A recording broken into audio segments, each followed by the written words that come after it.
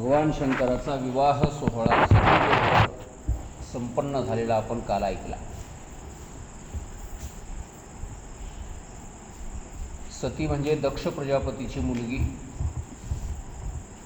वीरिणी नावाच्या पत्नीपासून तिचा जन्म झाला आणि ती भगवान शंकराबरोबर तिचा विवाह झाला. अशा प्रकारची ही कथा आपण काल श्रवण केली. आणि विवाह झाल्याच्या नंतर दोघंही सती आणि भगवान शंकर, शिव आणि शक्ती कैलास पर्वतावर जाऊन पोचले आणि सर्व देवमंडळी, सर्व वऱ्हाडी मंडळी आपापल्या ठिकाणी परत गेले. अशा प्रकारची कथा काल आपण श्रवण केली.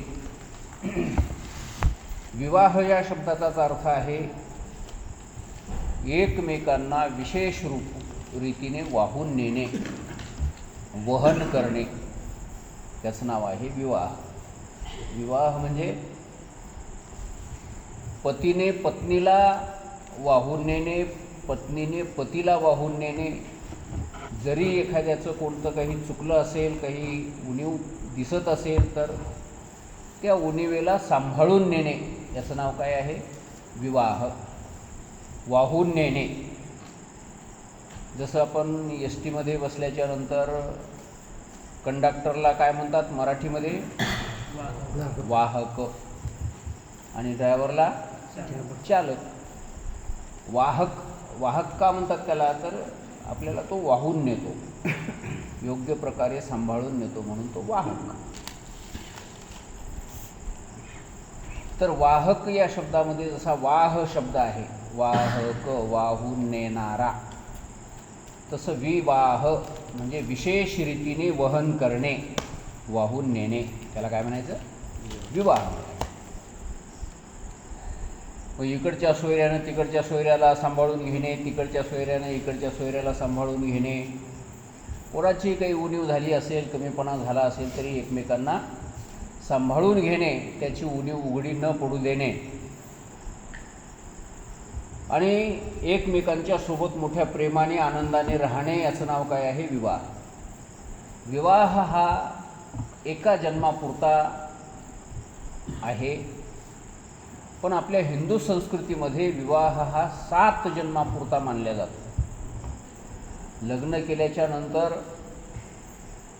त्या पत्नीची अपेक्षा असते की हाच पती आपल्याला किती जन्म मिळावा? 7 जन्मापर्यंत मिळावा. म्हणून ते सप्तपदी करतात. 7 फेरे ते अग्नीच्या भोवती घालतात आणि प्रत्येक एक फेरा म्हणजे एका जन्माकरता. अशा प्रकारे 7 जन्म हाच पती मला मिळावा आणि 7 जन्म हीच पत्नी आपल्याला प्राप्त व्हावी, हा त्याच्या पाठीमागचा हेतू आहे, उद्देश आहे.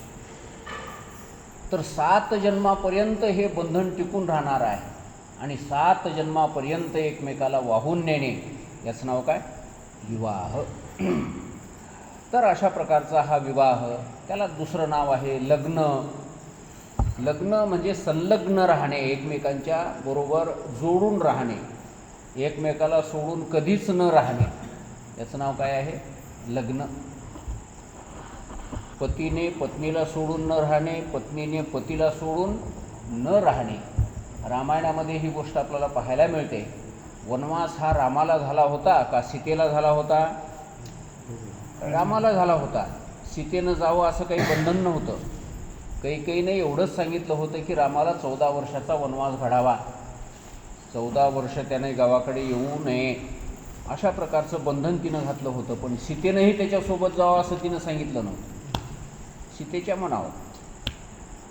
पण राम जर वनामध्ये असेल तर मी सीता गावामध्ये कशी काय राहू? राम जर तिकडं दुःखात असेल, संकटात असेल आणि मी तर घरी महालामध्ये राहू? नाही. जिथे राम तिथे सीता.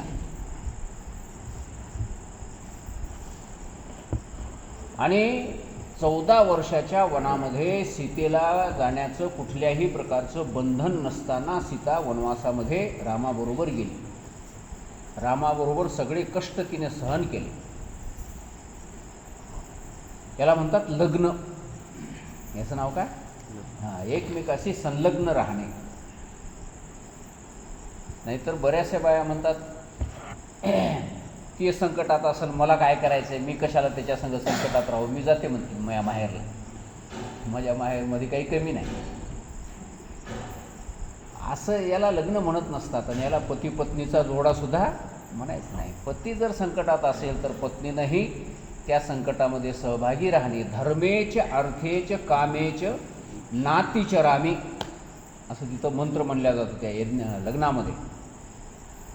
धर्म कार्य करत असताना, अर्थ संपादन करत असताना आणि संसारातले भोग मिळवत असताना मी पत्नीला सोडून कुठल्याही प्रकारे अतिचार करणार नाही, असा त्या मंत्राचा अर्थ आहे. धर्मे म्हणजे कोणतंही धर्मकार्य करायचं असो, एकटा कधी करणार नाही, पत्नीला संग घेऊन करीन. यज्ञ करायचा असो, तीर्थयात्रा करायची असो, देवाला जायचं असो, सत्यनारायण करायचं असो, कोणतंही धर्मकार्य करायचं असेल तर पत्नीला सोबत घेऊन मी करीन. तसंच अर्थ म्हणजे पैसा जर मिळवायचा असेल तर एकट्याने किंवा एकट्यासाठी मी पैसा मिळवणार नाही, आपल्या पत्नीसहित दोघाकरता तो पैसा मिळवलेला असेल. आणि कामे म्हणजे जे जे भोग मिळतील त्या पैशाच्या द्वारा ते सर्वच्या सर्व भोग पत्नीसह मी त्या भोगांचा उपभोग घेईल, पत्नीला सोडून एकटा त्या भोगाचा उपभोग घेणार नाही. अशा प्रकारे धर्मेच अर्थेच कामेच न अतिचरामी अशा प्रकारचा मंत्र त्या लग्नामध्ये म्हटल्या जातो. तर याचाच अर्थ असा आहे की दोघांनी एकमेकांच्या सोबत संलग्न राहणे, याचंच नाव काय आहे? लग्न आहे. हे आपल्याकडे हिंदू धर्मामध्ये, आपल्या भारतीय संस्कृतीमध्ये नावंही जे ठेवलेले असतात की नाही, त्याच्या पाठीमागं काही ना काहीतरी अर्थ असतो. व विनाकारण नावं ठेवलेली नसतात, त्याचा काहीतरी अर्थ आहे. तर अशा प्रकारे भगवान शंकराचंही लग्न झालेलं आहे, विवाह संपन्न झालेला आहे आणि दोघंही पती पत्नी एकमेकांच्या सोबत मोठ्या आनंदाने त्या कैलासावर राहत असताना अनेक प्रकारच्या चर्चा, अनेक प्रकारचे विषय, अनेक प्रकारच्या गप्पा गोष्टी त्या दोघांच्यामध्ये चाललेल्या आहेत. ते जगाचे जनक आहेत दोघंजणं. भगवान शंकर आणि सती म्हणजे शक्ती, शिव आणि शक्ती, हे दोघंही काय आहेत? जगाचे जनक आहेत, जगाला जन्म घालणारे. आणि म्हणून त्यांच्यामध्ये जे चर्चा होत असतील ते साधारण चर्चा कशा काय होतील बरं? त्याच लेवलच्या चर्चा त्यांच्यामध्ये व्हायच्या. परमार्थविषयक चर्चा, जगाच्या कल्याणाविषयी चर्चा, जीवाला मोक्ष कसा मिळेल त्याबद्दलची चर्चा, अशा उच्चतम विषयाबद्दलच्या चर्चा त्यांच्यामध्ये व्हायच्या. नाहीतर आपणही चर्चा करतो, आपल्याही बयागराने सांगतात नवऱ्याला, पण आज मला चहाच मिळाला नाही, चहाला दूधच ठेवलं नाही, माझ्या लेकराला कमी दूध दिलं, त्यानं तिच्या लेकराला लई पाजविलं. असल्या प्रकारचे घराणे, असल्या प्रकारच्या चर्चा आपल्यामध्ये चालतात. पण हे क्षुल्लक शूद्र मनाचं लक्षण आहे. आणि जगताच्या कल्याणाबद्दलची चर्चा ज्या जोडप्यामध्ये होते ती जोडपं उच्च प्रतीचं जोडपं आहे.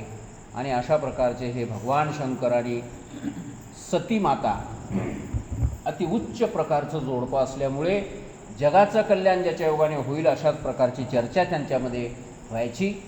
आणि एक दिवस भगवान शंकर प्रसन्न आहेत असं पाहून सती मातेनं भगवान शंकराला विचारलं की हे शंकरजी, हे भगवान,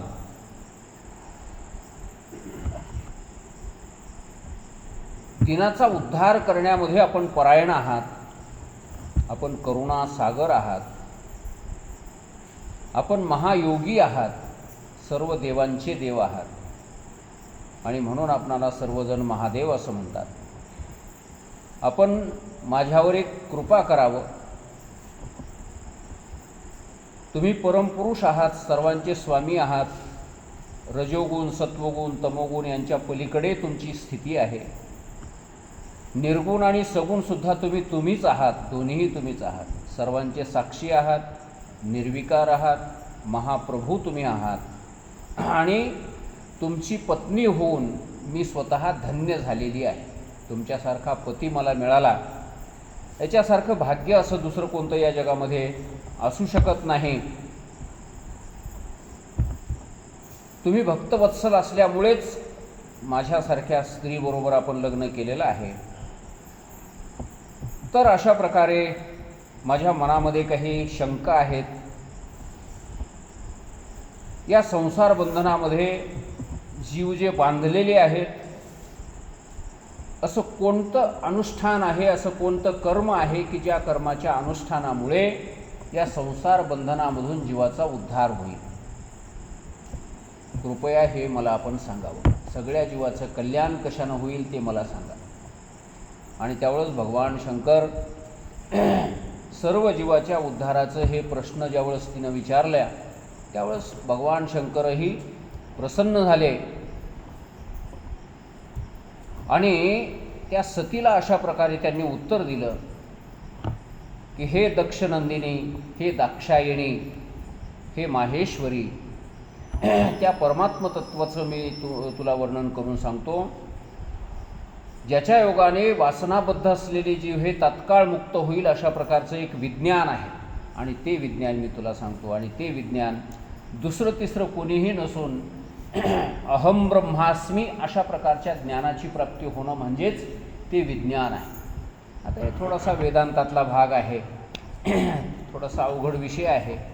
अहम ब्रह्मास्मी, मी ब्रह्म आहे, अशा प्रकारची स्थिती प्राप्त होणे, अशा प्रकारचं ज्ञान प्राप्त होणे आणि अशा प्रकारचा अनुभव प्राप्त होणे हेच एक प्रकारचं विज्ञान आहे. आणि या विज्ञानाची ज्याला प्राप्ती होते तो माणूस तात्काळ मोक्षाला प्राप्त होतो, त्याचा तात्काळ उद्धार होतो, अशा प्रकारे भगवान शंकर या ठिकाणी सांगतात. पण हे विज्ञान प्राप्त होणं हे अतिशय दुर्लभ अशा प्रकारची गोष्ट आहे. कोणीतरी एखादाच दुर्मिळ अशा प्रकारचा विरळा पुरुष या विज्ञानाला प्राप्त झालेला असतो, नाहीतर बहुतेक सगळे लोक या विज्ञानापर्यंत पोचलेले नसतात. अहम ब्रह्मास्मीपर्यंत पोचणारा फार विरळा, कोणीतरी एखादा. जसं भगवान गीतेमध्ये सांगतात, मनुष्यानां सहस्रेषु कश्चिद यतति सिद्धये यततामपि सिद्धानां कश्चिन माम वेत्ति तत्वतः. तर मी ब्रह्म आहे हे आपल्या हिंदू धर्माचा किंवा आपल्या भारतीय संस्कृतीचा शेवटचा सिद्धांत आहे. हे इथपर्यंत जर कोणी माणूस गेला तर पुन्हा त्याला या जगातलं दुसरं काहीही मिळवायचं शिल्लक राहत नाही. ज्याला अहम ब्रह्मास्मीचा बोध झाला आहे, मीच परमात्मा आहे, मीच ब्रह्म आहे, असं ज्ञान ज्याला झालं आहे, त्याला या जगातलं काही मिळवायचं शिल्लक राहत नाही आणि त्याला या जगातलं काही सोडायचंही शिल्लक राहत नाही. त्यानं सगळं जगातलं काय जे पाहिजे ते मिळवलेलं होऊन जातं. त्याला काही करायचं शिल्लक राहत नाही, सगळं काही केल्यात जमा होऊन जातं. कृतम कृत्यम प्रापनीयम प्राप्तमित्येव तृप्यती असं पंचदशीमध्ये सांगितलेलं आहे. जसं महाराज एका ठिकाणी म्हणतात की कृतकृत्य झालो, इच्छा केली ते पावलो, तुम्ही सांभाळिले संती भय निरसली खंती. अशी ही उच्चतम अवस्था आहे. पण या अवस्थेपर्यंत सगळेच्या सगळे काही लोक जाऊन पोचत नाही. ही फार अवघड अशी साधना आहे. तर ह्या साधनेपर्यंत, या स्थितीपर्यंत पोचण्याकरता म्हणून माणसाने भक्ती करावी, भगवान शंकराची भक्ती करावी. आणि ती भक्तीच्या अधीन भगवान शंकर आहेत असं वर्णन आहे. भक्तामध्ये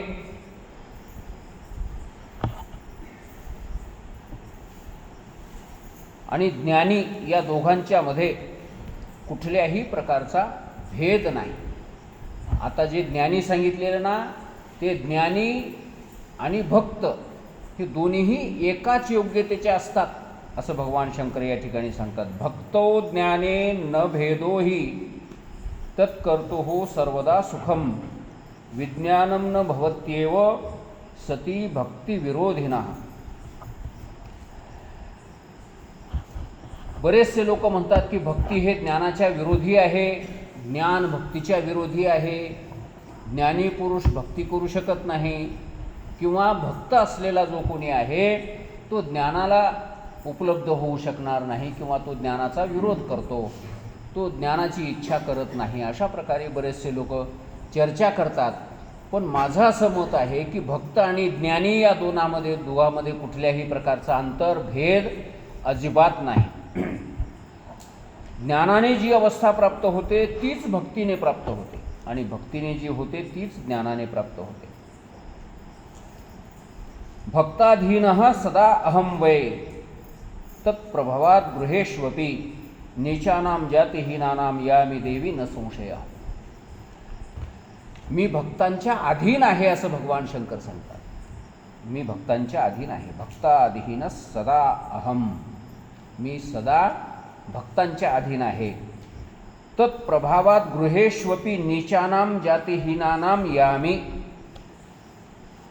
आणि त्या भक्तीच्या प्रभावाने नीच असलेले, जातीहीन असलेले, खालच्या दर्जाचे असलेले आणि तेही जर भक्ती करत असतील तर त्यांच्या घरला सुद्धा मी जातो.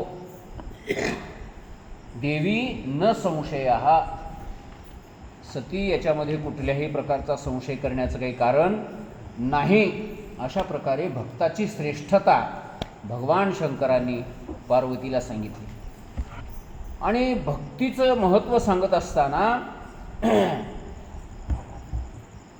ती भक्ती 9 प्रकारची आहे असं सांगितलेलं आहे. भक्तीचे 9 अंग सांगितलेले आहेत. आणि ते 9 अंग कोणते आहेत तर श्रवणम कीर्तनम चैव स्मरणम सेवनम तथा दास्यम तथा अर्चनम देवी वंदनम मम सर्वदा सख्यमात्मार्पणम चेती नवांगाने विदुर्बुधाः. भगवान शंकर सांगतात श्रवणम, श्रवण करणे म्हणजे आता आपण जे काही करत आहोत ही श्रवण भक्ती आहे, ऐकणे, देवाबद्दलचं ऐकणे, भगवंताची लीला ऐकणे, भगवंताचं चरित्र ऐकणे, देवाचं सगुणाचं वर्णन ऐकणे, निर्गुणाचं वर्णन ऐकणे. अशा प्रकारे देवाबद्दलचं जे जे काही आहे ते सर्वच्या सर्व ध्यान लावून, चित्त लावून, श्रद्धापूर्ण अंतःकरणाने ऐकणे, याचं नाव काय श्रवण. ही पहिली भक्ती आहे. त्यानंतर दुसरी भक्ती आहे कीर्तन. कीर्तन म्हणजे त्या देवाच्या गुणाचं वर्णन करणे, त्याच्या चरित्राचं वर्णन करणे, त्याच्या लीलेचं वर्णन करणे, त्या त्या देवाच्या निर्गुण स्वरूपाचं वर्णन करणे. याचं नाव काय आहे कीर्तन. कीर्तन म्हणजे कंबर बांधून, फेटा बांधून, टाळ मृदंग लावून जे करतात त्यालाच कीर्तन म्हणतात असं नाही. कीर्तीचं वर्णन करणे त्याला कीर्तन असं म्हणतात. कीर्तन या शब्दामध्ये कीर्ती हा शब्द आहे. कीर्तीचं वर्णन करणे त्याचं नाव कीर्तन.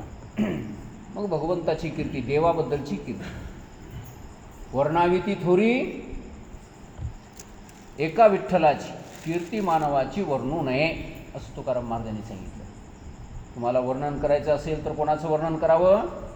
विठोबाचं वर्णन करा, भगवान शंकराचं वर्णन करा, कृष्णाच्या लीलेचं वर्णन करा, रामाच्या चरित्राचं वर्णन करा, देवाबद्दलचं वर्णन करा, अजून संताबद्दलचं वर्णन करा. ज्ञानेश्वर महाराजाबद्दल बोला, तुकाराम महाराजाबद्दल बोला, सर्व संतांच्याबद्दल बोलायला हरकत नाही. याला सोडून, ह्या 2 गोष्टी सोडून जगातल्या माणसाची कीर्ती वर्णन करायची नाही. आपण कोणाची कीर्ती वर्णन करतो? आमदार आला त्याची कीर्ती वर्णन करतो, खासदार आला त्याची कीर्ती वर्णन करतो, पैसेवाला दिसला त्याची कीर्ती वर्णन करतो. कोणाचं वर्णन करणार नाही आपण? कोणाचंही वर्णन करतो, देवाला सोडून. हे की नाही? आपण नेहमी कीर्तनात, प्रवचनात ऐकतो, माशी सगळ्यावर बसते, फक्त कशावर बसत नाही? अग्नीवर बसत नाही. तसं माणसं सगळ्याचं वर्णन करतात, फक्त कोणाचं करत नाहीत? देवाचं वर्णन करत नाहीत. देवाबद्दल बोलणार, देवाबद्दल नाव तोंडाला येऊ देणार महाराज. काय पथ्य आहे काय नाही देव जाणे. बाकी जगाबद्दल काय वर्णन करतील काही सांगता येईल. त्याचे बैल लई चांगले, असे सिंहात म्हणला त्याच्या बैलाचे बोट मध्ये शिरणार. काय करायचे तुला त्याच्या बैलावरून. ते एकदा एका माणसासोबत मला जायचं होतं, पायानं जायचं होतं, लई दिवसाची गोष्ट आहे. तेव्हा ते शिवणीला यज्ञ केला होता बघा आपण, तुमच्या ध्यानात असेल तर 1992ची गोष्ट आहे, तुम्हाला ते पताही नाही. तर त्यावेळेस ते लोकांकडून वर्गणी मागायला पायाने हिंडले आम्ही बरंच भोवताले खेडेपाडे. आणि पायाने हिंडत असताना ते एक माणूस होता सोबत. आणि ते माणूस किती माहिती म्हणसाल त्याला, या वावरातून पुढच्या वावरात गेले की त्यानं सांगायचं हे अमक्या पाटलाचं वावर आहे बघा, आणि त्यानं ते अमक्या अमक्या त्या पाटलापासून विकत घेतलंय. मला त्याचा भलता कटाळा त्या गोष्टीचा. मला मज शेत माहीत नाही कुठं धुरा आहे कुठं ते पळीत आहे ते. आणि ते लोकांच्या शेत वर्णन करायचं. आणि पुन्हा त्याच्या शेत वर्णन झालं की त्याच्या बैलाचं वर्णन, पुन्हा त्याच्या म्हशीचं वर्णन. बाबा बाबा असा कदर दिला. पण आता काय करावं, ते यज्ञ करायचा होता. सोडाविषयी मला काय सांगायचं आहे की जगातल्या सगळ्या गोष्टीचं वर्णन आपण करतो, पण कोणाचं करत नाही, देवाचं वर्णन करत नाही. तर कीर्तन ही जी भक्ती आहे, देवाबद्दल बोलणे, त्याचं नाव काय, कीर्तन. मग आता हे कीर्तन कुठं करावं लागते, मंदिरातच येऊन करावं लागते असं नाही. घरी बसूनही करता येते, शेतात करता येते, रस्त्यानं चालताना करता येते, कुठेही करता येते. त्याच्यानंतर आहे स्मरण. स्मरण करणे, त्या देवाच्या गुणाचं स्मरण करणे, त्याच्या लीलेचं स्मरण करणे. आता इथं हे आपण रात्रीच्याला ऐकालो, उद्या दिवसभर आठवण करणे, व रात्री काय काय ऐकलं आपण, याचं स्मरण करणे. पुन्हा सेवनम, त्याची सेवा करणे, त्या देवाची सेवा करणे. त्याच्यानंतर दास्य करणे, त्याच देवाचं दास्यत्व करणे, चाकरी करणे. आणि तथा अर्चनम, अर्चना करणे, पूजा अर्चा करणे. त्याच्यानंतर वंदनम, नमस्कार करणे. देव दिसल्याबरोबर लिंग का प्रतिमा दिठी, देखत खेवो अंगेष्ठी, लोटी जे का काठी पडली जैसी, ज्ञानेश्वर महाराज सांगतात. जर आपण रस्त्यानं जात आहोत आणि जाता जाता एखादं मंदिर आपल्या समोर लागलं आणि त्या मंदिरामध्ये लिंग दिसो या प्रतिमा दिसो, लिंग म्हणजे महादेवाचं लिंग आणि प्रतिमा म्हणजे विष्णूची प्रतिमा किंवा रामाची प्रतिमा किंवा विठ्ठलाची प्रतिमा.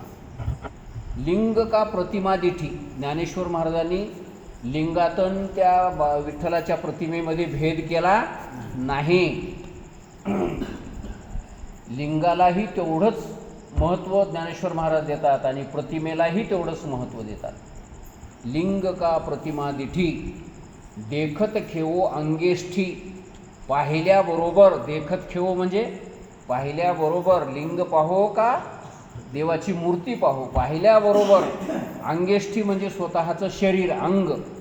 लोटीजे, लोटून द्यावं.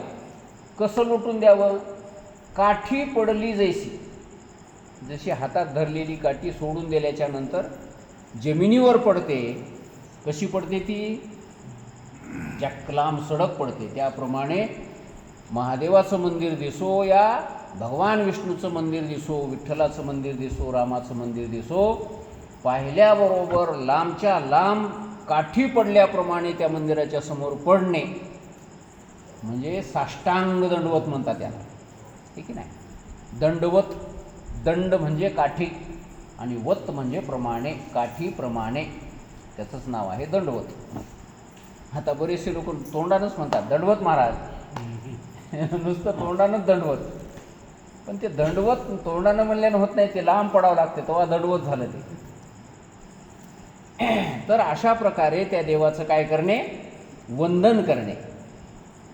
आणि त्या वंदनाच्या नंतर पुढची भक्ती आहे सख्य नावाची, त्या देवाबरोबर प्रेम जुळविणे, त्या देवावर प्रेम करणे, त्या देवाची आवड वाटणे, मनामध्ये जिव्हाळा वाटणे. जसा आपला एखादा मित्र जर भेटला किंवा जीवलग सोयरा जर भेटला तर त्याची काय वाटते, आपल्याला आवड वाटते.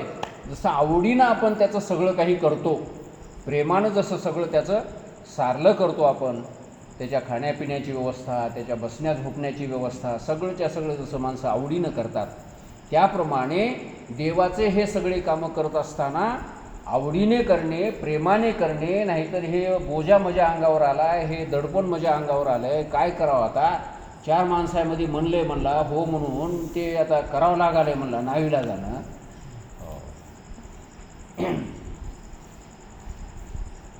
नाही तर हे लागूच होतो काय म्हणला मी, अडकलो म्हणला काय करावं आता.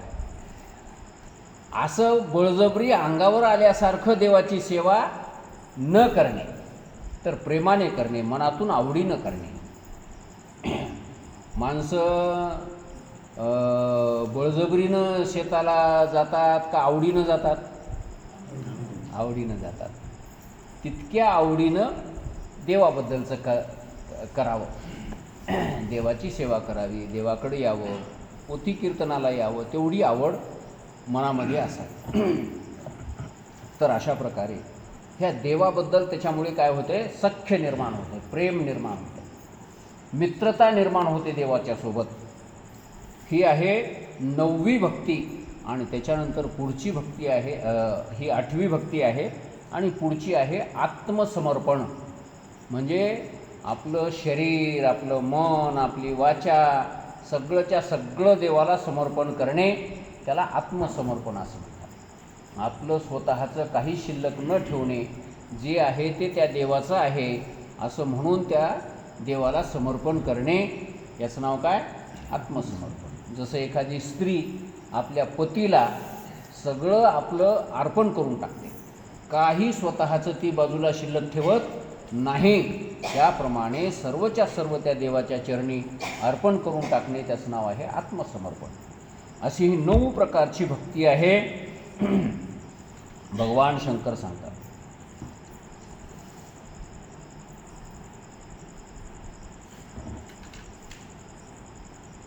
त्यामध्ये सख्य भक्ती कशाला म्हणावं ते थोडक्यात इथे या ठिकाणी थोडंसं विस्तारानं सांगितलं आहे. मंगला मंगलम यत्यत करोतीश्वरो हिमे सर्वं तन मंगला येती विश्वास सख्य लक्षण. माझ्या जीवनामध्ये जे काही मंगलकारक घडत आहे किंवा जे काही अमंगलकारक घडत आहे, म्हणजे माझ्या आयुष्यामध्ये ज्या चांगल्या घटना घडतात किंवा माझ्या आयुष्यामध्ये ज्या काही वाईट घटना घडतात, हे सर्वच्या सर्व माझ्या त्या भगवंताने, माझ्या देवाने माझ्याकरता दिलेलं आहे. आणि म्हणून जे काही त्यानं दिलेलं असेल ते माझ्याकरता स्वीकार्य आहे, ते माझ्यासाठी माझ्या हिताचं आहे. जरी माझ्या जीवनामध्ये दुःख असेल, दिलं असेल, तरी ते त्याच देवाने मला ते दुःख दिलं आहे आणि त्या दुःखाच्या द्वारासुद्धा माझं काहीतरी कल्याण होणार आहे, माझं काहीतरी भलं होणार आहे. आणि जर काही मला सुख मिळालं असेल तर त्या सुखाच्या द्वाराही त्या देवाने माझं कल्याणच करण्याची इच्छा केलेली आहे. अशा दोन्हीही प्रकारे त्या देवाबद्दल कधीच मनात वाईट न आणणे. जर समजा कधी कोणाला दुःख झालं, मनासारखी गोष्ट नाही झाली, तर मग त्या देवाला शिवाय द्यावं काय? नाही. तर ही त्या भगवंताने मला एक परीक्षा देण्याची संधी दिलेली आहे. यातूनही माझं काहीतरी भलंच तो भगवान करणार आहे. म्हणून कोण्याही परिस्थितीमध्ये त्या देवाबद्दल नाराजी व्यक्त न करणे, याचं नाव काय आहे? सख्य भक्ती. तर अशा प्रकारच्या ह्या 9 प्रकारच्या भक्ती या ठिकाणी सांगितलेल्या आहेत. हे 9 अंग आहेत त्या भक्तीचे. आणि यापैकी एकही अंग जरी आपण प्रामाणिकपणे केलं तरी पण आपलं कल्याण होण्याची शक्यता आहे, कल्याणच होत असतं. एकही जरी यातली 9 पैकी एकही गोष्ट जरी आपल्याकडून घडली, नुसतं श्रवण जरी आपण इमाने इतबारे केलं तरी पुढच्या सगळ्या गोष्टी केल्याच जमा होऊन जातात. तर अशा प्रकारे हे 9 प्रकारची भक्ती या ठिकाणी सांगितलेली आहे. ही भक्ती म्हणजेच कोण आहे? ज्ञान वैराग्याची जननी आहे आणि मुक्तीसुद्धा या भक्तीची दासी आहे. ही भक्ती करणाऱ्याच्या घरी मुक्ती दासी आहे. मोक्ष आम्हा घरी कामारी हे दासी, होय सांगू ऐसी तुका म्हणे. तुकाराम महाराजांचं प्रमाण आहे या बोलण्याला. तर अशा प्रकारची ही सर्वश्रेष्ठ असलेली भक्ती, मोक्षसुद्धा या भक्तीच्या घरी सेवा करतो. ज्ञान वैराग्य निर्माण करून देणारी ही भक्ती आहे, जननी आहे ज्ञान आणि वैराग्याची. आणि ही भक्ती मला अतिशय प्रिय आहे असं भगवान शंकर सांगतात. ज्याच्या अंतःकरणामध्ये ही भक्ती वास करते तो साधक मला अत्यंत प्रिय आहे. 3 लोकामध्ये आणि 4 युगामध्ये भक्तीच्या सारखं दुसरं कोणतंही भक्ताच्या सारखं किंवा भक्तीच्या सारखं मला सुखदायक कोणीही नाही, किंवा भक्तीच्या सारखा सुखदायक मार्ग जगामध्ये दुसरा कोणता नाही. अशा प्रकारे भगवान शंकरांनी भक्तीचं महत्त्व सती मातेला समजावून सांगितलं. त्रैलोक्ये भक्तिसदृशः पंथाः नास्ति सुखावह चतुर्युगेषु देवेशी कलौतु सुविशेषतः. 4ही युगामध्ये भक्तीपेक्षा श्रेष्ठ साधन कोणतं नाही आणि कलियुगामध्ये तर या भक्तीला फारच महत्त्व आहे असं भगवान शंकर या ठिकाणी सांगतात. तर अशा प्रकारे भक्तीचं महत्त्व आणि भक्ताचं महत्त्व भगवान शंकरांनी पार्वती मातेला सांगितलं. आणि त्यानंतर मग असे बरेचसे त्यांच्यामध्ये नेहमी चर्चेचा विषय होत, जे अनेक विषयाबद्दलच्या चर्चा त्यांच्यामध्ये होत असतात. भगवान शंकर आणि सती माता यांच्यामध्ये अशा चर्चा होत असताना इतिहास, कथा वगैरे, भक्तांची महिमा, वर्णाश्रम धर्माचं महत्त्व, राजधर्माचं निरूपण इत्यादी ह्या सगळ्याच्या सगळ्या गोष्टी भगवान शंकरांनी पार्वती मातेला सांगितलेल्या आहेत. अशा प्रकारची ही चर्चा त्या दोघांच्यामध्ये नेहमी चालत असायची. आणि ब्रह्मदेव एकदा नारद मुनीला सांगायला लागले. ही कथा कोणाला सांगायला लागले? ब्रह्मदेव नारद मुनीला सांगत आहेत. हे मूळ लक्षात ठेवा, हे दोघांचा संवाद आहे. नारद आणि ब्रह्मदेव या दोघांच्यामध्ये झालेला संवाद आहे. नारद मुनी विचारतात आणि ब्रह्मदेव सांगतात. नारद मुनीने पुन्हा विचारलं की हे ब्रह्मदेवा,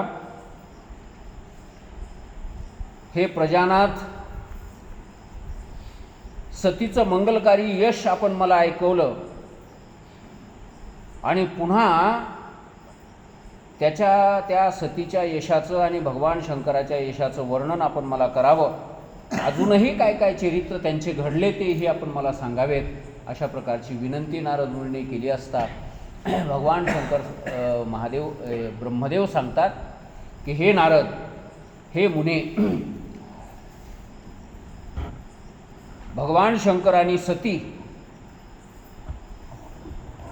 यांचं चरित्र अतिशय प्रेमाने तू श्रवण करतो आहेस, तर मी एक तुला विलक्षण चरित्र असं सांगणार आहे. या दोघांच्यामध्ये एकदा भगवान शंकर आणि सती माता नंदीवर बसून कुठंतरी प्रवासाला निघाले आणि प्रवासाला जात असताना ते दंडकारण्यातून चालले.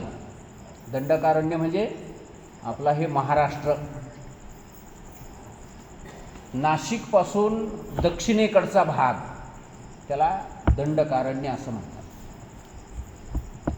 नाशिक पंचवटी हे दंडकारण्यामध्येच येणारा भाग आहे.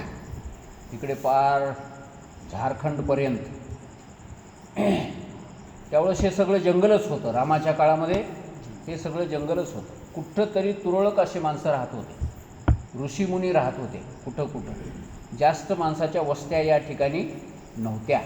अशा प्रकारचं जंगल स्वरूप असलेलं हे ठिकाण होतं रामाच्या काळामध्ये. जास्त दाट वस्ती माणसाची होती ती म्हणजे उत्तर भारतामध्ये, उत्तर प्रदेशामध्ये.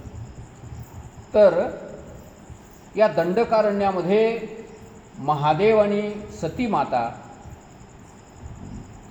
फिरत असताना, अनायासे जात असताना, त्याच दंडकारण्यामध्ये राम मातोश्री सीतेला सोबत घेऊन वनवास भोगण्याकरता आलेले होते. आणि नेमकं त्याच वेळेस 1-2 दिवस मागं पुढे रावणाने सीतेची चोरी केलेली होती. आणि सीता कुठं सापडल याचा शोध रामप्रभू घेत होते दंडकारण्यामध्ये. आणि कुठंच सीता दिसायला तयार नाही.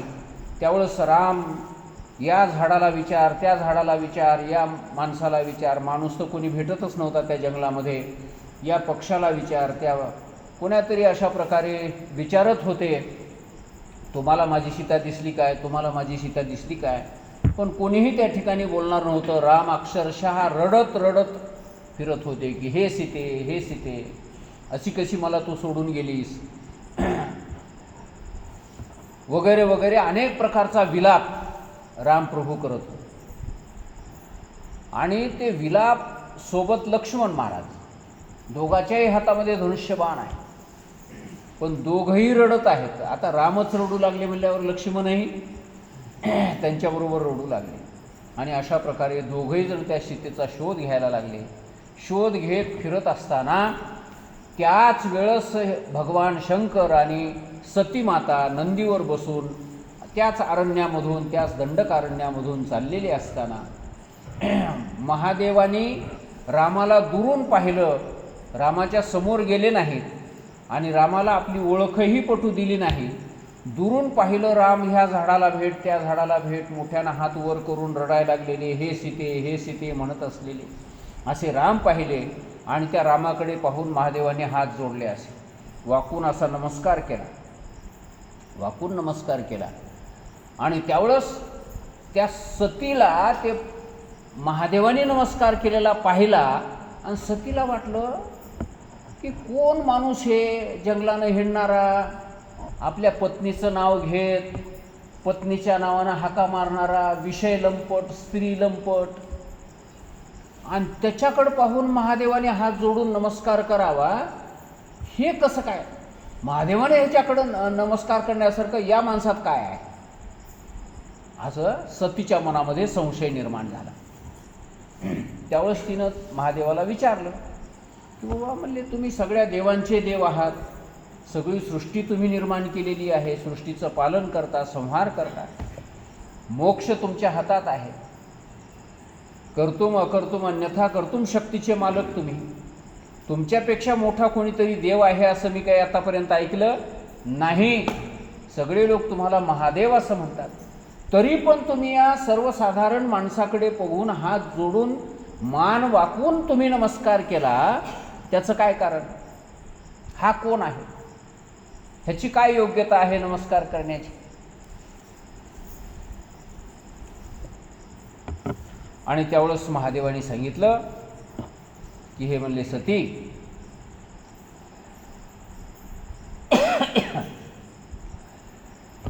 हा जो माणूस दिसतो आहे ना, हा सर्वसाधारण माणूस नाही. प्रत्यक्ष भगवान विष्णूनेच रामाच्या रूपाने अवतार धारण केलाय. आणि या लोकामध्ये काही लीला करण्याकरता म्हणून, राक्षसांचा संहार करण्याकरता म्हणून हा अवतार रामाने धारण केलेला आहे. धर्माची स्थापना करण्याकरता, अधर्माचा नाश करण्याकरता, दुष्टांचा संहार करण्याकरता रामाने हा अवतार धारण केलेला आहे. आणि हे प्रत्यक्ष भगवान विष्णू आहेत. आणि हे भगवान विष्णूसुद्धा हे अशा प्रकारची लीला करत आहेत, हे पाहून मला आश्चर्य वाटलं, नवल वाटलं. आणि म्हणून मी त्यांच्याकडे बघून नमस्कार केला. ती म्हणले, हे तर मला सर्वसाधारण माणसासारखा दिसतो आहे. म्हणले, सीता सीता म्हणून पत्नीला हाक मारतो, विषय लंपट असल्यासारखा, स्त्री लंपट असल्यासारखा दिसत आहे. हे विष्णू असेल असं मला काही वाटत नाही. म्हणले, मी परीक्षा घ्यावं असं माझ्या मनात आलंय. म्हणले, घेऊ का परीक्षा यांची? महादेवाने सांगितलं, जर समजा माझ्या बोलण्यावर तुझा भरोसा नसेल तर परीक्षा घ्यायला काही हरकत नाही. मी इथंच थांबतो. म्हणले, या वडाच्या झाडाखाली थांबतो, तू जाऊन परीक्षा घेऊन ये. आणि त्यावेळेस पार्वती त्या नंदीवरून खाली उतरली. महादेवाने नंदी बाजूला उभा केला. वडाच्या झाडाखाली महादेव थांबले. इकडे पार्वती माता रामाच्या समोर गेली आणि रामाच्या समोर जाता जाता तिनं सीतेचं रूप धारण केलं. सीतेचं रूप धारण केलं. आणि सीतेचं रूप धारण करून ज्यावेळेस ती रामाच्या समोर गेली, पुन्हा पुन्हा जाऊ लागली, पण राम तिच्याकडे बघनात. राम दुसरीकडं त्या झाडाकडं बघून हे सीते हे सीते म्हणतात. आणि पार्वतीने या सतीने पुन्हा बोलायला सुरुवात केली की हे रामा, मी तुमची सीता तुमच्या समोर उभी आहे, तुम्ही माझ्याकडं पहा ना, तिकडं त्या झाडाकडं बघून काय बोलता? मी तुमच्या समोर आहे, मी कुठं गेली नाही, बघा ना माझ्याकडं. असं दोनदा तीनदा ज्यावेळेस झालं त्यावेळेस रामाने हात जोडले आणि त्या सीता झालेल्या सतीला नमस्कार केला आणि म्हणायला लागले की हे मातोश्री, तुम्ही इकडं का आला? महादेवाला सोडून इकडे येण्याचं काय कारण? महादेवाला कुठं सोडून दिलं? स्त्रीने आपल्या पतीला सोडायचं नसतंय, तुम्ही का सोडून आला? अरे बोलले, यानं तो आपल्याला ओळखीलं.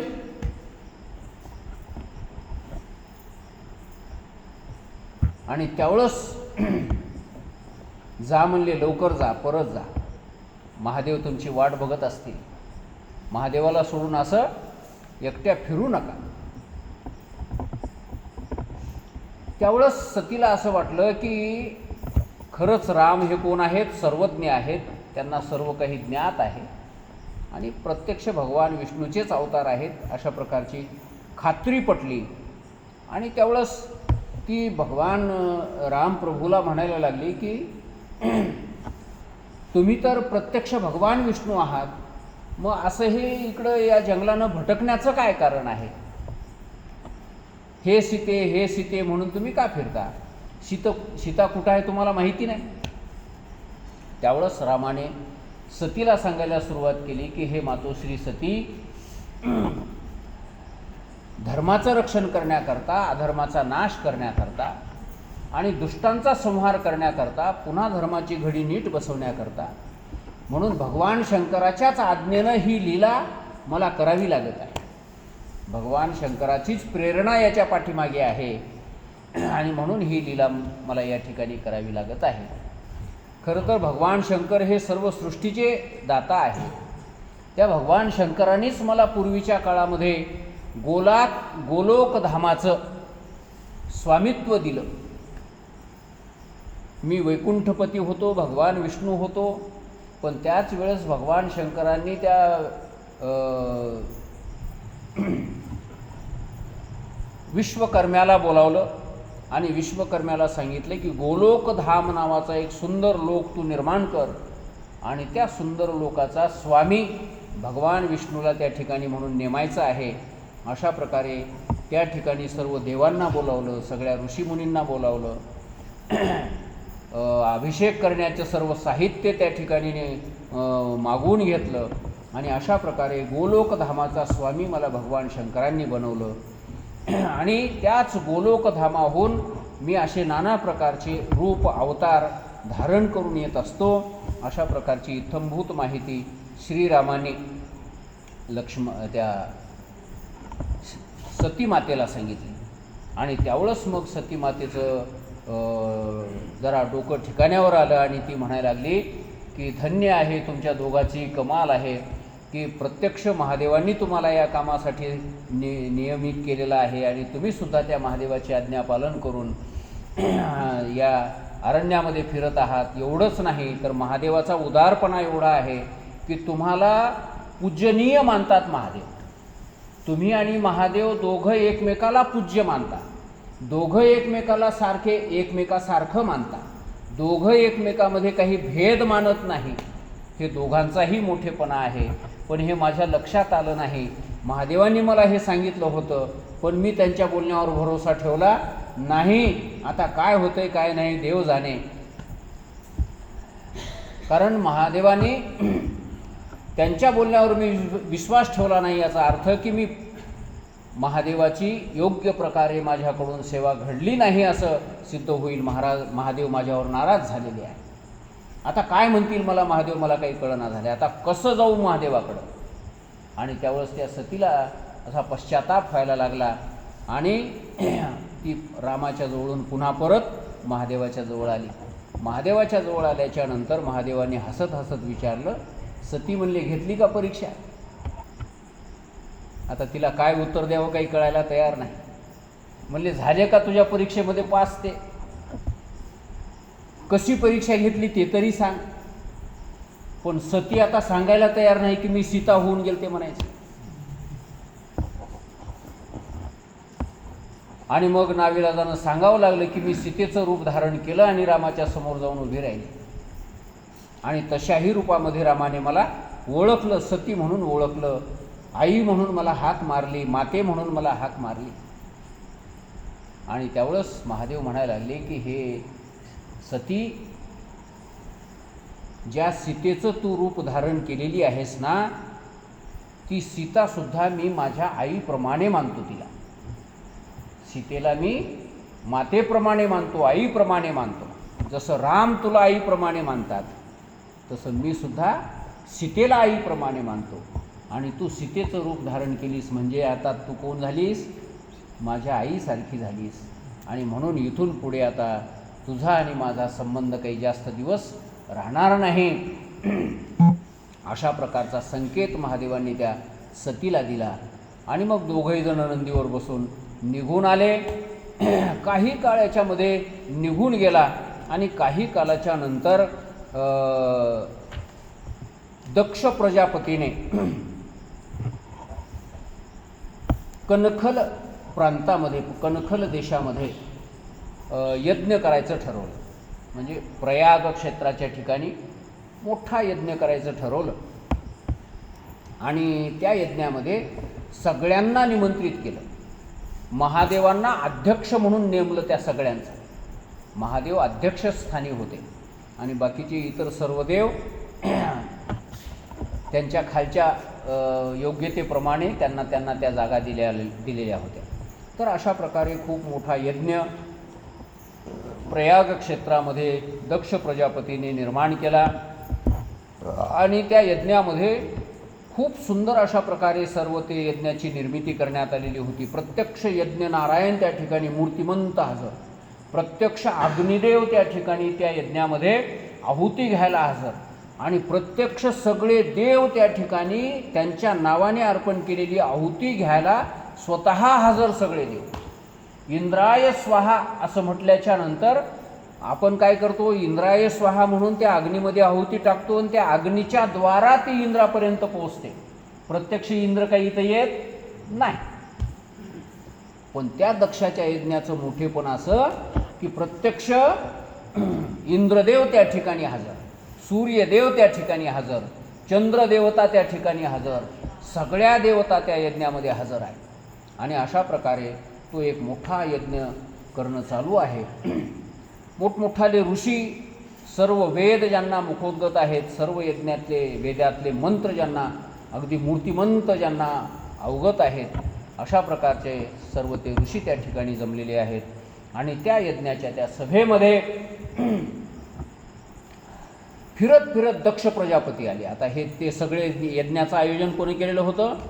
त्या दक्षाने केलं होतं. त्या यज्ञाचा खर्च वगैरे कोणी केलेला होता? दक्षाने केलेला होता. मोठमोठाले महाल निर्माण केलेले होते आणि प्रत्येक महालामध्ये त्या देवलोकांच्या राहण्याची व्यवस्था होती, खाण्यापिण्याची व्यवस्था. आता त्यांना काय काय लागते ते सगळी व्यवस्था त्या महालामध्ये केलेली होती. आणि अशा प्रकारचा हा एवढा मोठा यज्ञ अगदी सर्वसाधारण लोकांच्यापासून ते देव लोकापर्यंत सगळेच्या सगळे लोक त्या ठिकाणी यज्ञाला हजर होते. सगळे तीर्थ त्या ठिकाणी हजर होते. आणि त्या यज्ञामध्ये तो दक्ष प्रजापती मालक त्या यज्ञाचा असा फिरत फिरत आला. असे हात मागं घडी घालून हाताला, जसं कारवारी माणसं फिरतात की नाही, अशा पद्धतीनं तो फिरायला लागला तो यज्ञामध्ये. आणि त्या यज्ञामध्ये फिरत असताना दक्ष आलेला पाहिल्याबरोबर, असं या दरवाजातून दक्ष आलेला बघितल्याबरोबर सगळे उठून उभे राहिले. ब्रह्मदेव सुद्धा उठून उभे राहिले, विष्णू उठून उभे राहिले, इंद्रदेव, चंद्रदेव, सगळेच्या सगळे उठून उभे राहिले. आणि सर्वांनी हात जोडून मान खाली झोकवून त्या दक्षाला नमस्कार केला. आणि त्यावेळेस अध्यक्षस्थानी बसलेले महादेव ते मात्र डोळे बंद करून आत्मध्यान करत, आत्मचिंतन करत, आपल्या आपल्याच स्वरूपामध्ये तल्लीन झालेले महादेव, त्यांना पत्ताच लागला नाही कोण या सभेमध्ये, या सभामंडपामध्ये आलाय, कोण निघून गेलाय, कोण उठलाय, कोण बसलाय, याची खबर महादेवाला लागली. नाही, कारण नेहमीच आत्मचिंतनामध्ये गढून गेलेले महादेव. आणि हे पाहिलं दक्षाने, आणि त्या दक्षाने पाहिल्याबरोबर महाराज त्या दक्षाला असा क्रोध निर्माण झाला. अगोदरच अहंकारी असलेला तो दक्ष, आणि एवढा मोठा यज्ञ करायला म्हणल्यावर तर मग अजून अहंकार निर्माण झाला, आहे की नाही. 10-20 माणसाची पंगत दिली तरी माणसं असा हात करून हिंडतात त्या पंक्तीमध्ये. मग आता हे तर एवढा मोठा यज्ञ आहे, त्या यज्ञामध्ये तो दक्ष केवढा मोठा अहंकार त्याला निर्माण झाला असेल, विचार करा. आणि महादेवाकडे पाहिल्याबरोबर क्रोध निर्माण झाला, आणि महादेवाला तो काहीही बोलायला लागला. वेडवाकडे शब्द त्याच्या तोंडातून निघायला लागले. मला, हे देवतांनो, हे ब्रह्मदेवा, हे भगवान विष्णू, पाहिलं का म्हणले हा महादेव, हे आमचे जावई आहेत. हां, अरे म्हणले केवढा उद्धटपणा याच्या अंगात आहे, केवढा उर्मटपणा याच्या अंगात आहे. अरे सगळे लोक उठून उभे राहतात, आणि हा अजिबात नम्रता याच्या ठिकाणी नाही. हा तसाच जाग्यावर बसून आहे.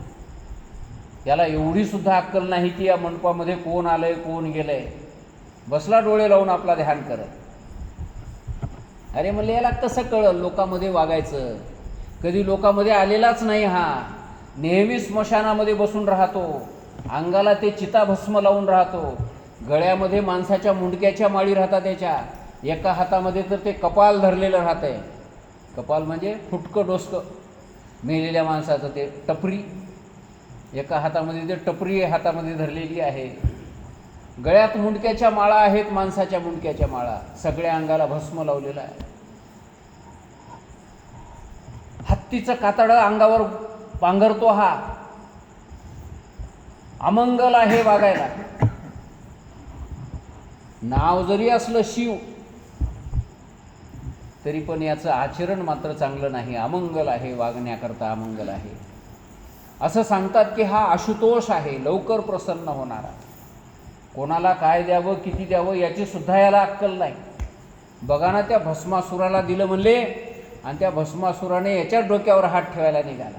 भगवान विष्णूमध्ये पडले म्हणून वाचला हा, वगैरे वगैरे. तो महादेवाची काय करू लागला, निंदा करू लागला. हा कधी माणसातच आला नाही. कसं कळत याला म्हणले माणसाबरोबर वागावं कसं काय नाही. माणसात आलं तर माणसासारखं वागायचं कळतंय माणसाला. पुन्हा तो म्हणायला लागला, याला तर मी पोरगी द्यायला तयारच नव्हतो, पण काय करावं. ब्रह्मदेव आले आमच्या घरला, नारद मुनी घरला आले, भगवान विष्णू घरला आले. सगळ्या देवांनी येऊन विनंती केली. त्यांच्या विनंतीला मान देऊन हे माझी पोरगी दिली म्हणले. नाही तर हे काय पोरगी द्यायच्या लायकीचं आहे काय, वगैरे वगैरे. अशी बरीचशी निंदा केली. महादेव तसे शांत बसले, काही विकार नाही महाराज. कुठल्याच प्रकारचा भाव चेहऱ्यावर उमटलेला नाही. पण ते शिवगणांना सहन झालं नाही. महादेवाचे जे भक्त होते, नंदिकेश्वर महाराज होते, बाकीचे इतर ते भूत प्रेत वगैरे होते, त्यांना ते सहन झालं नाही. आपल्या मालकाची होत असलेली निंदा त्यांना ऐकू वाटली नाही. आणि त्यांनी त्या दक्ष प्रजापतीला, नंदिकेश्वर महाराज बोलायला लागले, अरे दक्षा, तू काय करतोस म्हणले, हे कोणाची निंदा करायला लागलास. अरे हे सगळ्या देवाची मंगल देवता आहे. नुसतं या महादेवाचं नाव जरी घेतलं तरी सगळे तीर्थ पवित्र होऊन जातात, सगळे क्षेत्र पवित्र होऊन जातात. अहो, या महादेवाचं नाव हे मुद्दाम महादेवाचं नाव घ्यालो म्हणून जरी घेणा गेलं, सहज आम्हाला या गावाच्या शिववन पलीकडे जायचं असं म्हणून जरी शिव नाव आलं तोंडात, तरी त्याचे सगळे पाप जळून भस्म होतात. कोण की त्या शेळीला हर हर म्हणताना, शेळ्याला माणसं म्हणतात की हर हर हर म्हणताना हर हे नाव त्याच्या तोंडाला आलं तर त्याचा उद्धार केला या महादेवाने. एवढी नावा त्याच्या शक्ती आहे आणि तू याची निंदा करतोस. अरे आपलं सगळं ऐश्वर्य ज्याने भगवान विष्णूला देऊन टाकलं, कुबेराला सर्व संपत्ती देऊन टाकली, आणि आपण स्वतः अंगाला राख लावून आत्मचिंतन करण्याकरता स्मशानामध्ये जाऊन बसलेले आहेस, आणि त्यांना तू अमंगल म्हणतोस, वगैरे वगैरे. तो नंदी बोलायला लागला. आणि पुन्हा म्हणायला लागला की तू ब्राह्मण आहेस आणि ब्राह्मणपणाचा तुला अहंकार झालेला आहे, आणि मी तुम्हा सगळ्या ब्राह्मणांना असा शाप देतो की तुम्हा सगळ्या ब्राह्मणांना भिक्षावृत्तीने जीवन जगावं लागेल, भीक मागितल्याशिवाय तुमचं पोट भरणार नाही. मग दक्षिणेच्या रूपाने का होईना, एकादश सांगायच्या रूपाने का होईना, अशा प्रकारे. अजून सांगतो म्हणले, ज्या तोंडाने तू महादेवाची निंदा केलास ना, ते तुझं तोंड बोकडाचं तोंड होईल. तू मी म्हणतोस ना, मी यज्ञ केला, मी सगळ्याहून मोठा, मला पाहिल्याबरोबर सगळ्यांनी उठून उभं राहावं, असा जो अहंकार तुझ्या ठिकाणी आहे ना, हा मीपणा जो आहे ना, हो, तू जसा मी म्हणतोस तसं ते बोकडही नेहमी म्या म्या म्हणते. बोकडे काय म्हणते? म्या म्या म्हणते. तुझ्यात आणि त्या बोकडात काही फरक नाही. आणि म्हणून तुला हे तुझं तोंड माणसाचं नाहीसं होऊन बोकडाचं तोंड तुला बसवावं लागेल. आणि महादेवाची निंदा करणाऱ्याला मी ब्रह्म आहे अशा प्रकारचा ब्रह्म साक्षात्कार कधी होणार नाही. महादेवाची निंदा करणाऱ्याला कधी ब्रह्मज्ञान होत नाही. अशा प्रकारचे शाप दिले महाराज. त्यावेळेस बसलेले बाकीचे ब्राह्मण होते, भृगु ऋषी होते, इतरही काही ब्राह्मण होते. त्या सगळ्या ब्राह्मणाला वाटलं, अरे म्हणले दक्षानं निंदा केली, बामणायला का शाप, उगच्या आम्हाला का गरीब माणसायला. आणि त्यावेळेस मग ते ब्राह्मणही म्हणू लागले, ओ आम्हाला तुम्ही का शाप दिला, एकट्या दक्षाला शाप द्यावा ना, सगळ्या ब्राह्मणालाच भीक मागून खावं लागेल म्हणजे हे काय बोलणं झालं का.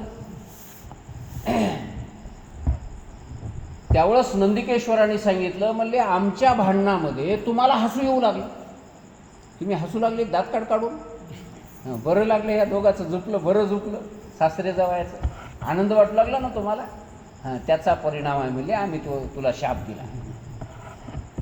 त्यावेळेस ब्राह्मण म्हणले, आम्ही विनाकारण उगच्या उगं आम्हाला तुम्ही शाप दिला, तर मग आम्ही ब्राह्मण आहोत म्हणले, आम्हालाही शाप देता येते, आम्ही तुम्हाला शाप देतो म्हणले. तुम्ही जे शिवगण आहात ना, शिवाची भक्ती करणारे, तुम्ही वेद निंदक व्हाल, तुम्ही यज्ञ विरोधी व्हाल, वगैरे वगैरे, अशा प्रकारे नास्तिक व्हाल, असा शाप कोणाला दिला, ते शिवभक्तांना दिला. आता भांडण म्हणल्यावर काय बरं राहते काय, त्यानं त्याला शिवा द्यावा, त्यानं ह्याला शिवा द्यावा, अशाच प्रकारचं भांडण राहते. आणि असं हे सगळं प्रकार त्या ठिकाणी झाला.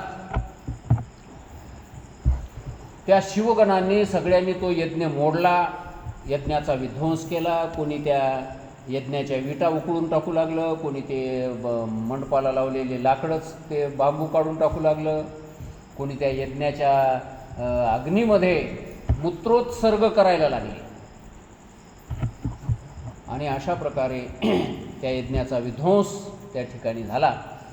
आणि नंतर सगळ्या देवलोकांना वाटलं आता काही खरं नाही, म्हणले यज्ञ काही आता पार पडत नाही, आता आपण घरला चला, याच्या भांडणामध्ये आता पडण्यात काही मजा, आपण घरला जाऊ चला. आणि अशा प्रकारे सगळे देवलोक निघून गेले, भगवान विष्णू निघून गेले, ब्रह्मदेव निघून गेले. तो यज्ञ तसाच अर्धवट जाग्यावर बंद पडला. सगळी ब्राह्मण मंडळी निघून गेली. भगवान शंकरसुद्धा आपल्या नंदीवर बसून सगळ्या शिवगणांना बरोबर घेऊन तेही कैलासाला आले. आणि त्याच्यानंतर असे बरेचसे वर्ष निघून गेले. आणि बऱ्याचशा वर्षाच्या नंतर पुन्हा एकदा या दक्ष प्रजापतीला ते अर्धवट राहिलेला यज्ञ पूर्ण करावा असं वाटलं. आणि पुन्हा एकदा यज्ञाचं आयोजन केलं. आणि पुन्हा एकदा सगळ्या देवलोकांना निमंत्रण दिलं, पण महादेवाला निमंत्रण दिलं नाही. सगळ्यांना निमंत्रण पोचलं, पण महादेवाला निमंत्रण मिळालं नाही. सगळे देवलोक जाऊ लागले असे आपल्या आपल्या वाहनामध्ये बसून. चंद्र आपल्या रोहिणीला सोबत घेऊन, त्याची आवडती पत्नी रोहिणी, तिला सोबत घेऊन चंद्र निघाला. सूर्य भगवान आपले ते छाया नावाची त्यांची ती पत्नी तिला सोबत घेऊन निघाले. त्यानंतर भगवान विष्णू लक्ष्मीला आपल्यासोबत घेऊन निघाले गरुडावर बसून. ब्रह्मदेव आपल्या सरस्वतीला घेऊन निघालेले आहेत. आणि अशा प्रकारे सगळे आपापल्या वाहनावर बसून निघाले. आणि नेमके त्या कैलास पर्वतावरूनच असे खाली उतरू लागले. कैलास पर्वतावरून त्याचे ते विमानं असे खाली येऊ लागले. त्यावेळेस ते पार्वतीनं बघितलं, म्हणले हे असे कुठं जात असतील म्हणले हे सगळे देवलोक.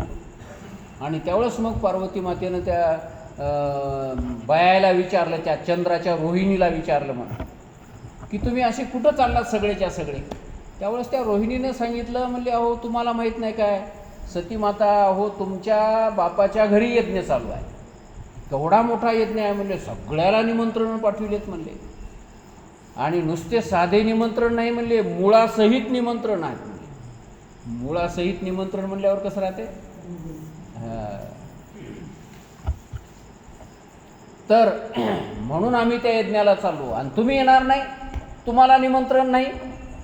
आता पार्वतीच्या अंगाला ही गोष्ट अशी झोंबायला लागली, महाराज आपल्या बापाच्या घरी यज्ञ, हे लोक चालले तिथं त्या यज्ञामध्ये, नाग बुडोस्तोर खाऊन येतील म्हणले त्या यज्ञामध्ये, आणि आपल्याला निमंत्रण नाही, आता काय करावं.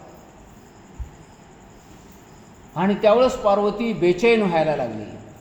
आता माहेरला कोण्या बायाला जावं वाटणार, आणि तेही माहेरामध्ये एवढा मोठा कार्यक्रम म्हणल्याच्या नंतर, आणि तेही तिच्या बापानं केलेला कार्यक्रम म्हणल्यावर तर आता काही विचारूच नका. आनंद वाटायला लागला पार्वतीला, जावं असं वाटू लागलं. महादेवाला विचारायला लागली की महादेवा आमच्या बापाच्या घरी यज्ञ आहे म्हणं, लई मोठा यज्ञ करालेत म्हणं, चला आपण जाऊया. तुम्हाला तिथं यावं असं वाटणं झालं का, एवढा मोठा कार्यक्रम कधी बघायला मिळणार आहे. अहो आपण नेहमी असं कुठं ना कुठं गेलं तर वळकी पाळकी राहतील, सोयऱ्या धायऱ्याच्या वळकी पाळकी राहतील, माणसं भेटतील, गाठी भेटी पडतात. आमच्या बायाच्या कधी गाठी भेटी पडणार आहे, अशाच कोण्यातरी कार्यक्रमाच्या निमित्तानं बायाच्या गाठी भेटी पडतात. चला ना आपणही जाऊ त्या यज्ञाला. आणि जर समजा आपण असं कुठंच जायना गेलो तर सोयऱ्या धाऱ्याच्या वळकी कशा पडतील. सोयऱ्या धाऱ्याच्या वळकी जर पडना गेल्या तर मग आपल्या पोराला पोरी कोण देईल. महादेव म्हणले अजून पोराचाच पत्ता नाही. आणि तू पोराच्या लग्नाचं कुठे घेऊन बसलीस.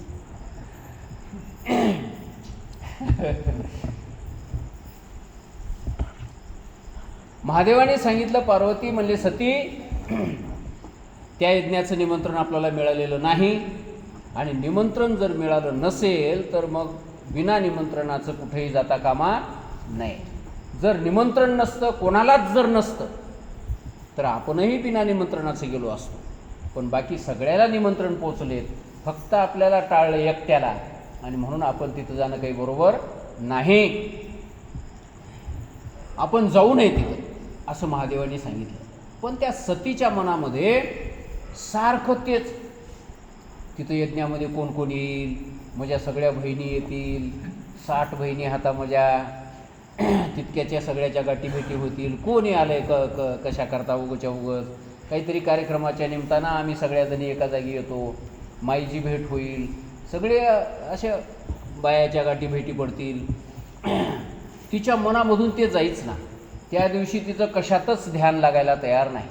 पूजा करण्यामध्ये लक्ष लागणार, आंघोळ करण्यामध्ये लक्ष लागणार, स्वयंपाक करण्यामध्ये लक्ष लागणार, भाकरी केल्या ते करपूनच टाकल्या. आता महादेव भाकरी खात होते की नाही ती मला माहीत नाही. भाजी करण्यामध्ये लक्ष लागणार. तर अशा प्रकारे बेचैन झाली ती सती. आणि बेचैन अवस्थेमध्ये उगच्या उगच घरातून बाहेर, बाहेरून घरात, घरातून बाहेर, बाहेरून घरात, काही काम नाही दाम नाही. महादेवाला वाटलं ही बेचैन झालेली आहे, आता काय करावं. हिला जर जाऊ दिलं नाही तर ते हे इथंही आपला प्राण सोडून देईल म्हणजे, एवढी बेचैन झालेली आहे, जाण्याकरता एवढी उतावीळ झालेली आहे. आणि हिला जाऊ जर द्यावं आणि तिथं जर हिचा अपमान झाला तर हे तिथंही जाऊन काही जिवंत वापस येणार नाही. कारण अपमान झालेली बाई नवऱ्याकडे येऊन काय सांगणार आहे, आता काय करावं. तर म्हणले तिथंच जाऊन काही होऊ जा, आपल्या इथं होऊ नये काही, नाहीतर लोक म्हणतील की महादेवानं बायकोला मारलं. आणि अशा प्रकारे सतीला सांगितलं की हे सती, काही हरकत नाही, तुला जर माहेरला जावं वाटत असेल, बापाच्या घरी यज्ञाचा कार्यक्रम आहे, जाण्याची जर इच्छा असेल तर तू अवश्य जा, माझी नको नाही. पण मी काही येणार नाही. नंदिकेश्वर आहेत, त्या नंदीच्या पाठीवर बस, सोबत आपले शिवगण घे, हे सगळं काय जे मेळावा आहे हे सगळे लोक तुझ्याबरोबर येऊ दे, एकटी तू जाऊ नको, आणि सगळ्यांना घेऊन तू जा, फक्त मी येणार नाही. आणि त्यावेळेस पार्वती माता, सती माता महादेवाच्या सांगण्याप्रमाणे चला पडत्या फळाची आज्ञा, जा तर म्हणली की नाही. मग आता कसे म्हणले की काय नाही की त्याचा काही विचार केला नाही आणि त्या नंदीवर बसली ती आणि त्या सजवलेला नंदी त्या नंदीवर बसून निघालेली आहे. सोबत सगळे भूतगण प्रेतगण निघालेली आहेत. कोणी त्या पार्वतीचा सती मातेचा जय जयकार करत आहे, कोणी महादेवाच्या नावाचा जय जयकार करतो आहे, कोणी शंख वाजवत आहे, तर कोणी ते काय काय वाद्य होते त्यांच्याजवळ ते सगळे, कोणी डमरूच वाजवायला लागलेला आहे. असे अनेक प्रकारचे ते सगळे भूतन प्रेत चाललेले आहेत आणि हे सगळ्याच्या सगळा लवाजमा त्या दक्षाच्या दारामध्ये जाऊन उभा राहिला. पार्वती नंदीवरून खाली उतरली, खाली उतरून पायी चालत चालत त्या यज्ञाच्या मंडपाच्या दारामध्ये जाऊन पोचली. दारात गेल्याच्या नंतर सगळा मंडप गच्च भरलेला दिसला. सगळे देवलोकन, हे बायान, त्या देवाच्या बायकान, आणि हे सगळं पाहिलं, मनामध्ये आनंद झाला. आणि मग समोर ती माता दिसली, तिची आई दिसली वीरिणी, आणि त्या वीरिणीच्या जवळ जाऊन ही उभी राहिली. वीरिणीला माईचं दर्शन घेतलं आणि दर्शन घेतल्याच्या नंतर त्या माईलाही काही गोष्टी बोलल्या. सगळ्या बहिणी आलेल्या होत्या, सगळ्या बहिणीला ती बोलायला लागली.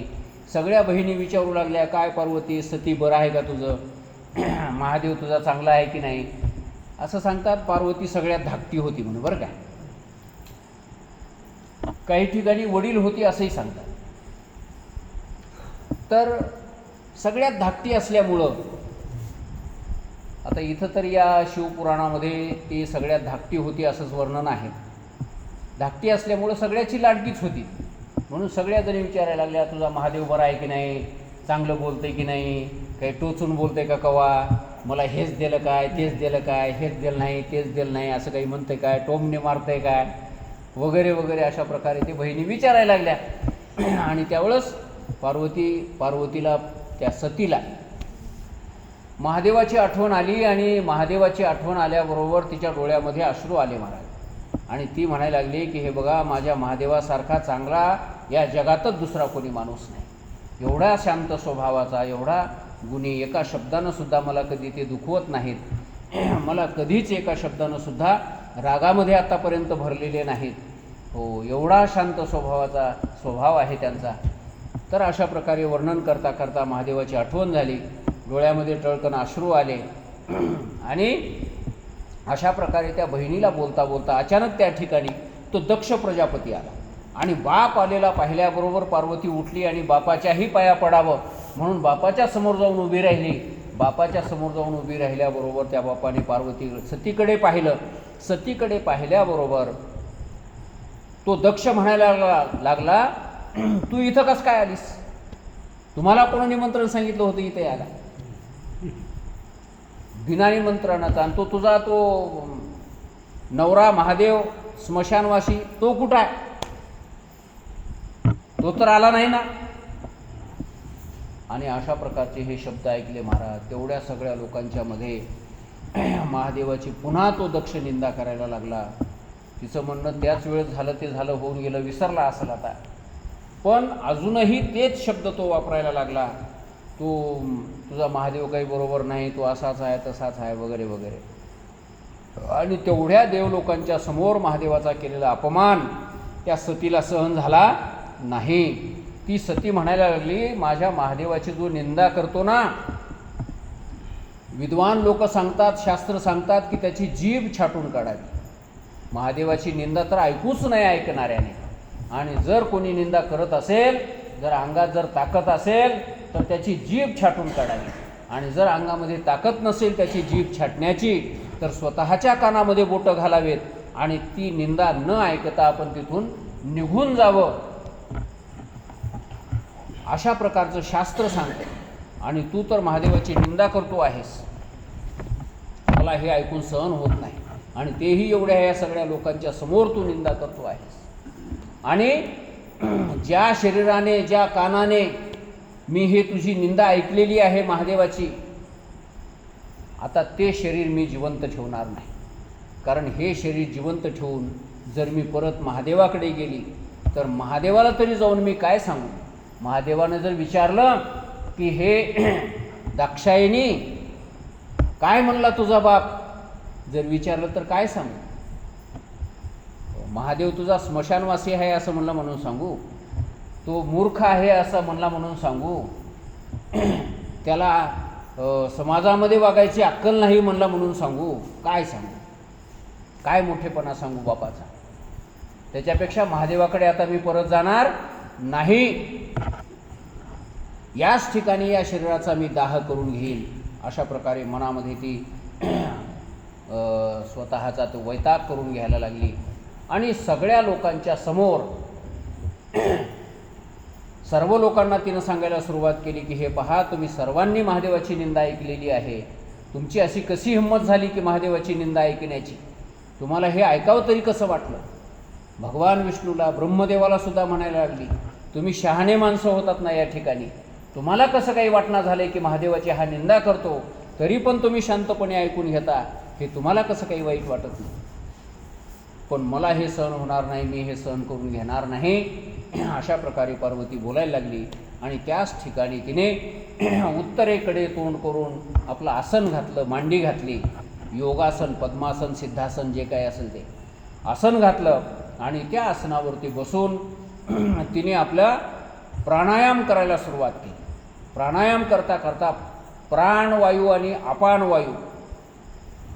वायूला वर खेचलं तिनं आणि प्राणवायू हा खाली खेचण्याचा प्रयत्न केला आणि नाभी स्थानाच्या ठिकाणी त्या दोघांचं मिलन करून ते दोन्हीही प्राण आणि अपान तिने हृदय केंद्राच्या ठिकाणी, हृदयस्थ असलेले तो जे चक्र आहे त्या चक्राच्या ठिकाणी तो प्राण आणला आणि त्याचबरोबर तिथून पुढे कंठस्थानी असलेला जे चक्र आहे त्या चक्रामध्ये तो प्राण आणून पुन्हा दोन्ही भुवयांच्या मध्यभागी असलेले जे आज्ञाचक्र आहे त्या आज्ञाचक्रापर्यंत तिनं आपला प्राण आणला आणि भगवान शंकराचं स्मरण करत करत आपला प्राण तिने या शरीरामधून बाहेर काढून टाकला आणि अशा प्रकारे अग्नितत्वाची धारणा केली, वायुतत्वाची धारणा केली आणि अग्नितत्वाच्या आणि वायुतत्वाच्या धारणेच्या योगाने अक्षरशः त्या शरीराला आग लागली असं वर्णन आहे.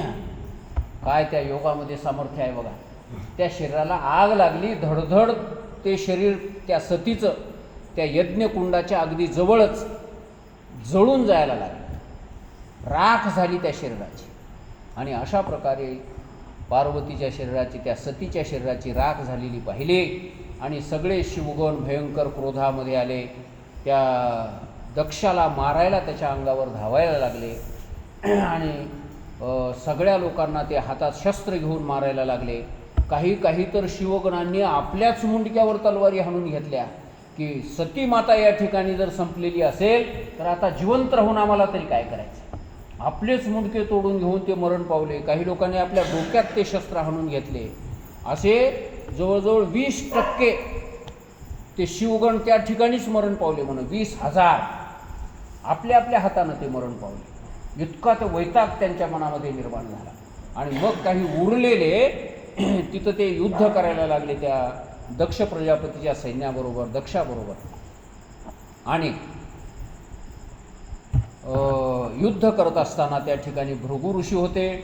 त्या भृगु ऋषीने एक मंत्र म्हटला म्हणा आणि त्या यज्ञामध्ये दक्षिणाग्नीमध्ये एक आहुती टाकली आणि त्या यज्ञामधून सैन्य प्रगट झाले आणि ते सैन्य ऋभू नावाचे सैनिक त्या ठिकाणाहून प्रगट झाले आणि त्या सैन्याने शिवगणांना युद्ध करायला सुरुवात केली. शिवगणाबरोबर युद्ध करता करता त्या ऋभू नावाच्या सैनिकांनी शिवगणांना हरवलं. बरेचसे त्या ठिकाणी मरण पावले आणि उरले सुरलेले जे काही होते ते महादेवाच्या दिशेनं पळून गेले. अशा प्रकारचं वर्णन आहे. आणि मग ही झालेली घटना नारद मुनीने आणि त्या शिवगणांनी जाऊन महादेवाला सांगितली आणि ही घटना ऐकल्याच्या नंतर भगवान शंकराला मोठा क्रोध निर्माण झाला की ज्या यज्ञामध्ये सती दहन झालेली आहे त्या यज्ञ करणाऱ्याचा भयंकर क्रोध महादेवाच्या मनामध्ये निर्माण झाला. आणि तो क्रोध मनामध्ये आल्याच्या नंतर भगवान शंकर पुढे काय करतात ते आपण उद्याच्या कथेमध्ये ऐकूया. मला वाटते 9:30 9:15 झाले असते.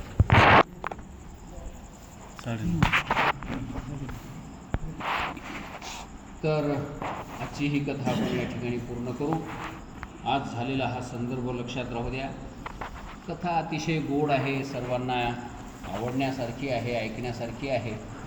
आणि जे आत्तापर्यंत कधी आपण ऐकलं नाही ते आपल्याला या पुराणाच्या माध्यमातून ऐकायला मिळत आहे. आपण फार मोठे भाग्यवान आहोत. तर ही झालेली कथा आपण भगवान शंकराच्या चरणी समर्पित करूया आणि कथेला पूर्णविराम. कुंडलिक वरदा हरिविठ्ठल श्री ज्ञानदेव तुकाराम. हे नमः पार्वतीपते शिव हर हर